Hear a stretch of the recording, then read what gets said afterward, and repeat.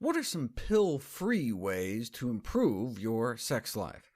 Exercise, quit smoking, don't drink too much, don't weigh too much, and eat a healthy diet. But what does that mean? Heart-healthy lifestyle changes are sex-healthy lifestyle changes, as has been demonstrated in studies from around the world, including in women.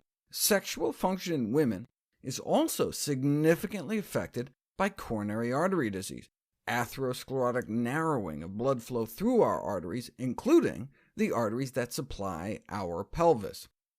So high cholesterol may mean lower arousal, orgasm, lubrication, and satisfaction, and the same with high blood pressure. So putting women on a more plant-based diet may help with sexual functioning.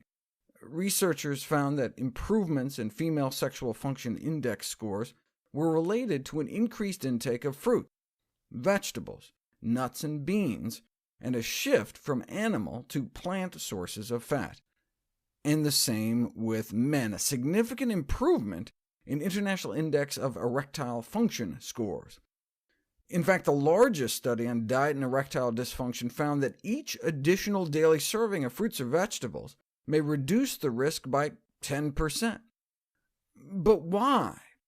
It may be due to the anti-inflammatory effects. 2 years on a healthier diet resulted in a significant reduction in systemic inflammation, as indicated by reduced levels of C-reactive protein.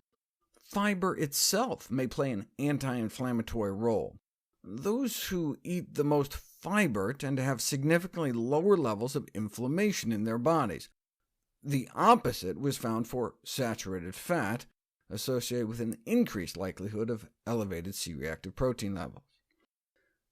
This is how we're used to seeing changes in inflammatory markers over weeks, months, or years. But people don't realize that the level of inflammation in our bodies can change after a single meal. For example, there's a pro-inflammatory signaling molecule in our bodies called interleukin-18, thought to play a role in destabilizing atherosclerotic plaques. As such, the level of interleukin-18 in the blood is a strong predictor of cardiovascular death. What would happen if you fed people one of 3 different types of meals? Sausage and egg butter oil sandwiches, or cheeseless pizza with a white flour crust, or the same cheeseless pizza, but with a whole wheat crust. Within hours of eating the sausage sandwich, interleukin-18 levels shot up about 20%, an effect not seen eating the plant-based pizza.